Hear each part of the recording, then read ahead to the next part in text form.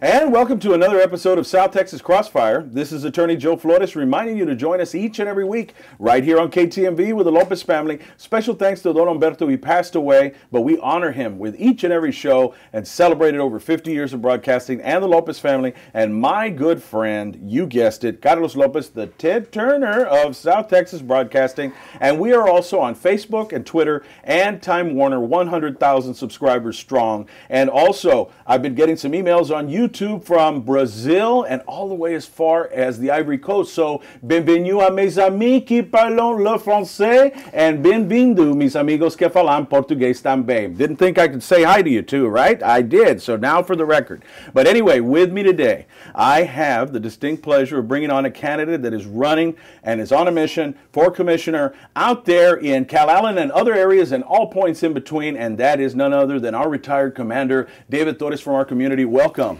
Thank you, Joe. Hey, thank you for being here. I wanted the community to, of course, they know you already from your years of law enforcement, but for those that are not followed your career, please tell everybody about where you grew up and your education, training, and background.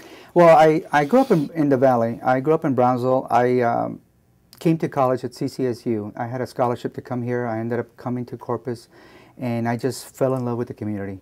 After I retired, after 32 years with the Corpus Christi Police Department, 22 of those years were as an administrator.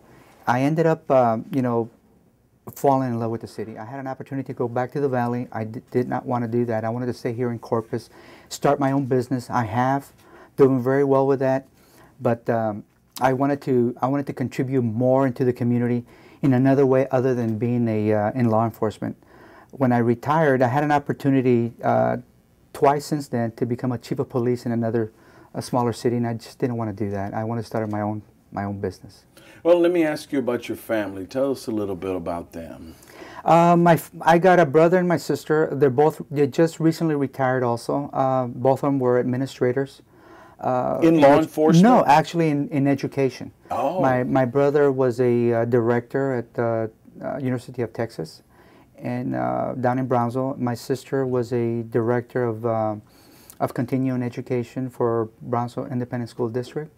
They both retired, had very successful careers, and I recently lost my mother just a few months ago. I'm so sorry for your loss. And so my mother was had retired as a nurse, registered nurse. She worked a full-time job, a part-time job. And my mother's drive was always education. Get your education. That is your key to success. So she really pushed that on, me and my brother and my sister. So, we were always grateful for that, and always something that was imparted by my mother also, because once she retired, after 42 years as a registered nurse, she always believed in giving back to the community. She was a tireless volunteer for her church, and she was a tireless volunteer for the Democratic Party down in the Valley.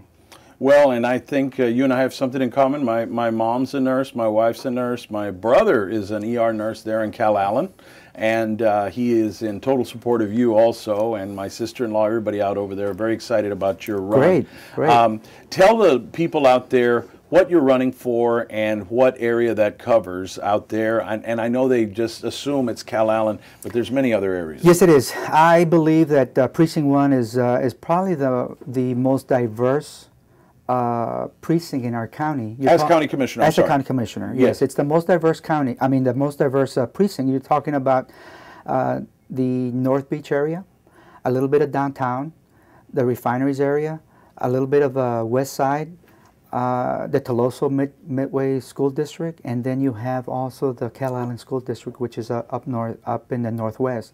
And you're looking at the Northwest, you have probably the second biggest area of growth in the city. And then at the same time, the diversity is so bad that when you look at our district, you have the highest population also of homeless people, because you look at all the caretakers for homeless, the shelters, the areas where they cater to them in reference to feeding them and helping them in health issues. They're downtown and in the West Side. So everything it's a very diverse precinct, and I kind of look forward to those challenges.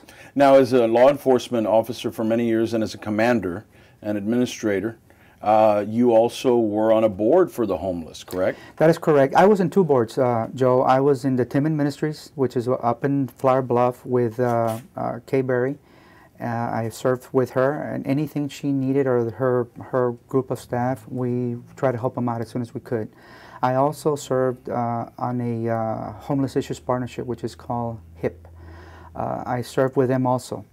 I usually was the liaison between the Corpus Christi Police Department and these groups. I also was the liaison between the CCPD and a lot of the departments at City Hall, whether it was sanitation, whether it was street, you name it, court enforcement.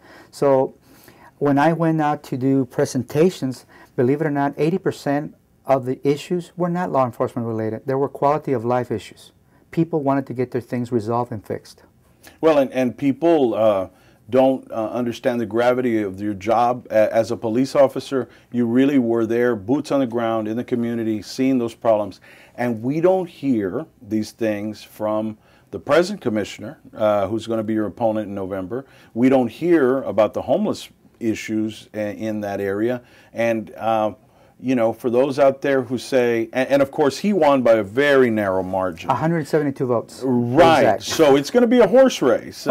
If people out there ask, and not to detract from the present commissioner, we don't blast people here if it were. I know he's trying to do his job. But why should people vote for you and not him in November? Well, very simply, I try to get all people involved.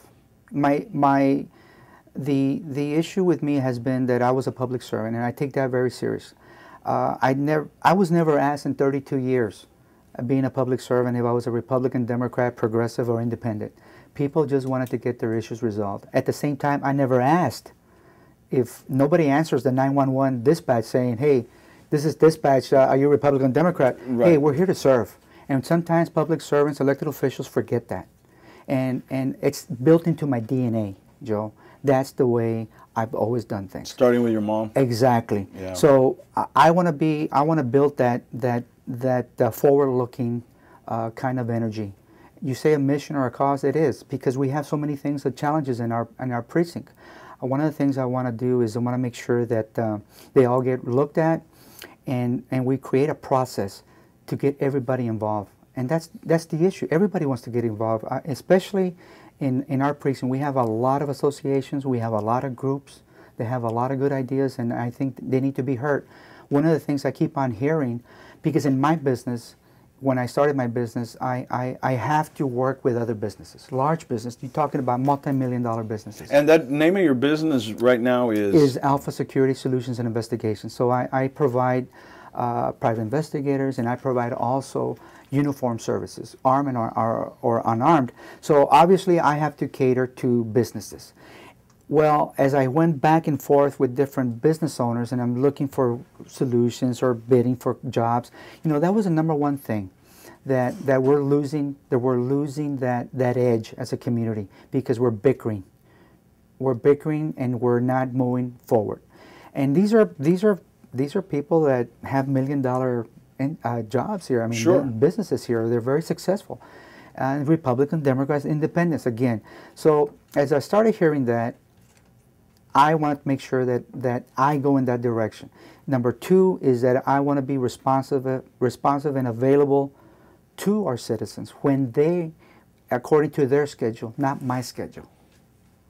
You know, I always like to include a very good commissioner that we have in Joe Gonzalez. Whenever you call him, what does he tell? How does he answer? 24/7. 24/7.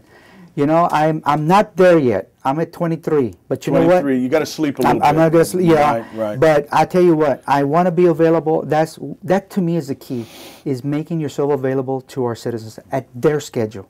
You know, they got meetings in the morning, they got meetings in the afternoon. I'm going to be there, not just at night. Well, and let me ask you this, and of course it's politics, full contact sport. That's right. Let me ask you, you know, a law professor of mine told me once, show your warts, Because if you don't show them, people will, right? That's Everybody correct. has a past. Everybody has things that you can have Mother Teresa running for county commissioner, and I could probably find something negative, and the voters could too, right? Yes. So let's start with this. Now, you said that it's 24/7. You're going to get to it, but you've got a business and you've got everything. How are you going to balance everything as a commissioner? Good question, Joe. The private investigation side, I ended up bringing some more people on board, and they are going to run that part of the business. I'm not going to get involved in the private investigation business because, when you put that product, people trust you to put A+ product for them, whether it's an attorney, whether it's a firm, whether it's a company or a city, because sometimes we get hired by cities. But you need to put an A+ effort. I cannot do that because it's very time consuming. So that part of the business is being taken care of by at least 4 or 5 individuals that I have on board. They're going to take care of that. Now the uniform services is going to be taken care of. I'm bringing on board a supervisor. If I win, God willing. God willing, and the voters bless me with their vote, then I will put that part of the company in the hands of a supervisor that will run that business for me. I'm that serious about serving the community. Now, and the other thing was there was a highly publicized, and just to get that out in the open, because, they're going to come at you with it. Sure. There was a highly publicized litigation that went on. Can you tell the voters something about that and get your side of the story out? Sure. I've been vetted by the media, and I've been vetted by the investigators themselves. That issue was about the lawsuit with the city. Ended up happening where I ended up reporting and making notice to my bosses about illegal activity and wrongful activity happening at CCPD.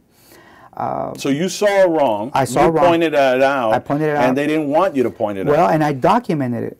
That's even, when you verbally say something, and they're going to always change it. That takes a lot of courage, especially with the blue line. Well, the code of silence, that's what you're talking about. I don't believe in that. I believe if the law is being broken, that people should be held accountable. Well, I appreciate your honesty and integrity on that. And I stood up, and then they started retaliating against me, and the retaliation was documented, and I ended up actually my first notice was not to sue. My first notice was to let my further up along the chain of command, let them know what's happening. But again, the retaliation just became worse. But you were not only vindicated, but also you've got an impeccable character and reputation afterward. Yes, sir.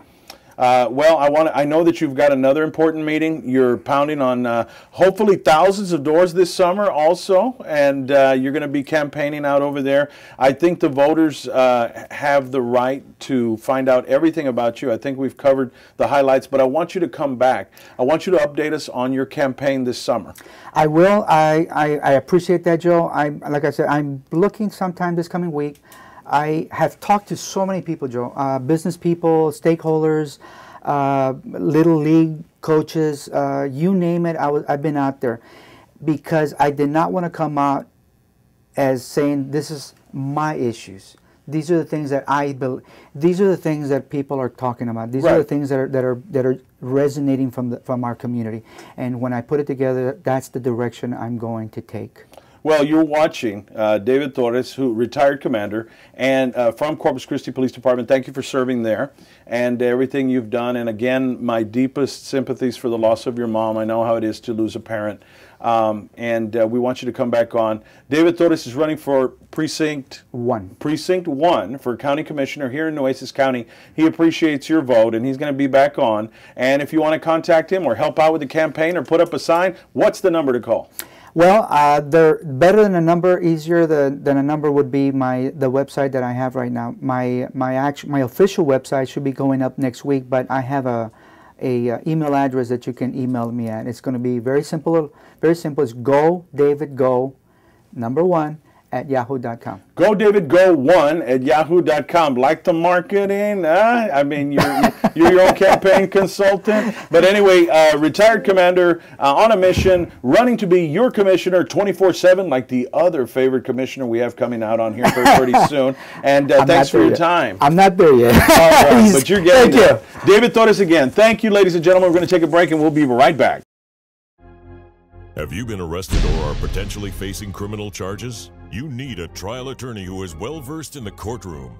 Joe Flores has handled hundreds of criminal cases and many of them to trial. Joe Flores can provide you with competent representation to protect your constitutional rights in state and federal court. Joe Flores can help if you have been arrested or facing criminal charges. The law offices of Joe Flores. Equal justice for all. Call River City Hospice for your loved one's care today. River City Hospice is a compassionate, patient-centered healthcare provider with a unique approach to medical care and support for people at the end of life and their families. River City Hospice focuses on maintaining dignity, increasing quality of life, and providing comfort and reducing pain due to illness. Hospice care allows your loved one to be treated with dignity and respect and gives them the right to choose. Call 882-5900 today. Hope, dignity, and love. It's got to be River City Hospice.